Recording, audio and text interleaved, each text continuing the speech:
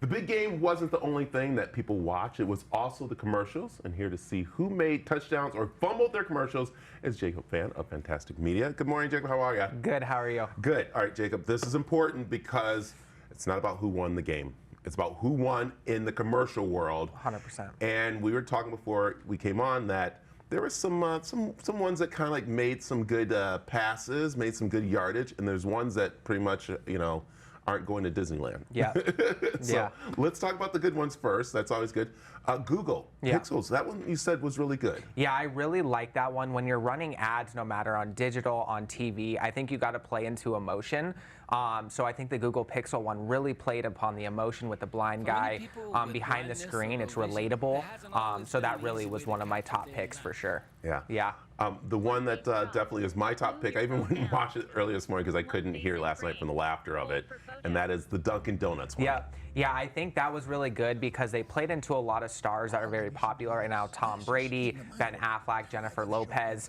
And so there's a lot of discussion online about Dunkin' Donuts recently, so I think they played into that factor. And that was probably one of the only advertisements with a lot of celebrities that I actually thought that was pretty good. Yeah, and I think doesn't Ben now like have a big piece of Dunkin' Donuts? Didn't he invest them in something? So that is where celebrities are starting to go with their brands that they actually are invested in. Exactly, kind of down that influencer collaboration route for sure.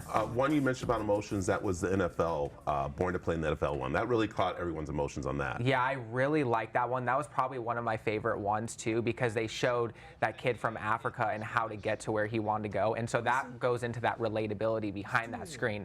That's something when you're running ads, you've got to touch that person that's viewing. And so I think that was a big one that touched upon emotion and relatability. Yeah, and the Dove one. That one also touched too. Yeah, because as well, a lot of women were watching that show because of as well Taylor Swift. So I think that was a big one, and it was one of the big ones that first started the Super Bowl. So I think that was a really big one for sure. Yeah. All right, let's go to the worst commercials because I have one of my own I mentioned. But let's talk about Snapchat. Yeah. They didn't make it. They fumbled.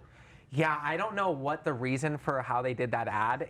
They kind of went down the route of we're not a social platform, and Snapchat is a social platform. So I thought they really fumbled on that one for sure. Yeah. Yeah. BMW, you're talking about you got this big star. Yeah. For what reason? Yeah, so when you're a brand like BMW or a big brand, I think having something the way they did, I think they just totally fumbled it because they had nothing to do with BMW. They focused on Christopher Walken's voice and things like that. And I think the only way you can do that is if you're a new business or you're coming up with a new product and you have that celebrity in there. But I think they just used that because it was a celebrity.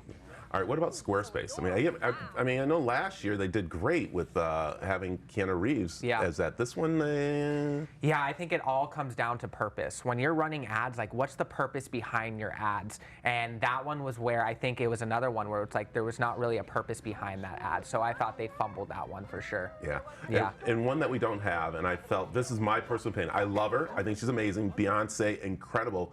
But I felt like it almost like said Beyonce's not relevant to break the internet. Yeah. Which again, I mean, that's what you want as a big star, is to break the internet, but saying, nope, she can't break it. Yeah, and I actually saw that online, mixed emotions. Some people really liked it, some people really didn't. So that, honestly, at the end of the day, when it comes to advertising, that's actually a good thing because you have people talking about your ad, right? So people are talking about it.